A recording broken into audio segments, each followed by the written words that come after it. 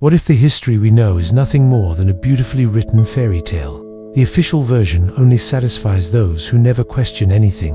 But for anyone who looks at it with even a little curiosity, the story begins to fall apart like a badly stitched costume. Take the Spartans, for example, mighty warriors with heavy metal helmets, yet wearing light sandals. Epic visuals, yes. Logical, not really. Where did they even get so much metal? How did they extract it, melt it? You need a container stronger than the metal itself to melt it. So what did they use? Magic. But this is only the tip of the iceberg. The real questions begin when we look around ourselves, at the cities we live in. Historians say ancient cities grew from small villages. But if that's true, why don't modern villages grow into cities anymore? A village can expand 10 times, yet it remains a village. The invisible dividing line between a village and a city is something most people never think about. Sewage. A city has a pre-planned underground drainage system, something that must be designed before a single building is constructed. You cannot add sewage later. It's the heart, the circulatory system, the hidden backbone of civilization. But sewage requires engineers, geologists, surveyors, maps, tools, topographic surveys, soil drilling, layers of technology that supposedly ancient villagers in leather sandals did not possess. Even drawing a proper city plan requires pencils and paper, things that themselves were incredibly advanced to manufacture. The deeper you go, the more impossible the story becomes. And if the foundations beneath the ground are unbelievable, what about the majestic monuments above them? Gothic cathedrals, medieval castles, structures so precise, so tall, so perfect, they survived wars and centuries. We're told peasants with no education built them. No cranes, no electricity, no industrial tools, just ropes, wood, and willpower. But even today, with tower cranes and power tools, we can't replicate many of these structures. Even the timelines don't make sense.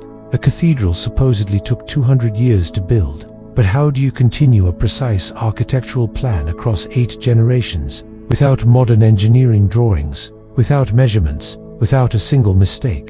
The contradictions multiply until the whole picture collapses. And then there are the artifacts, swords, helmets, weapons, beautiful in museums, but completely impractical in real life. Heavy, unsharpened, decorated like jewelry. Many look like props made after the era they supposedly belong to. And yet these are the proofs of history. If the buildings feel impossible, the artifacts feel fake, and the written chronicles tell fantastical stories of huge armies traveling thousands of kilometers on foot with no supply lines. What are we left with?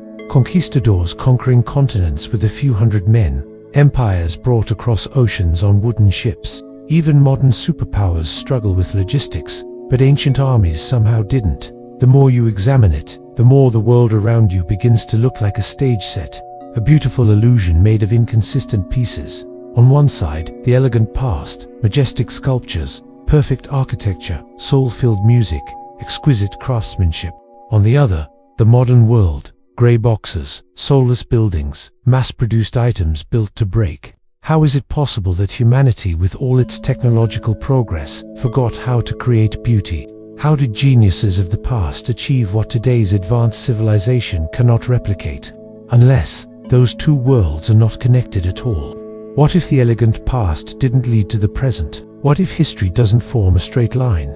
What if our world resets, like a system reboot? Imagine, after every reset, everything man-made is wiped away, but the magnificent structures, cathedrals, sculptures, palaces reappear, created not by human hands, but by something higher. They are part of the world's default settings, restored fresh with every reboot. Indestructible, eternal, not truly ours. We simply find them and invent explanations. And this leads to a deeper question. Why was this world created at all? Many believe it exists for happiness. But if so, why is happiness so rare? Why is life filled with suffering, challenges, injustice? People blame demons, elites, villains, reptilians, secret societies.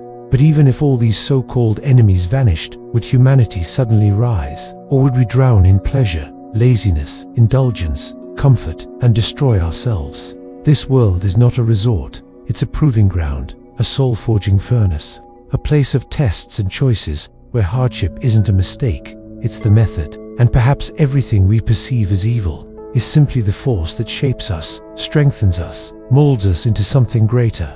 What if the truth is not that history is fake, but that the world itself is far more mysterious, purposeful, and structured than we ever imagined? What if we are not the descendants of ancient geniuses, but the students of a universe designed to test the soul?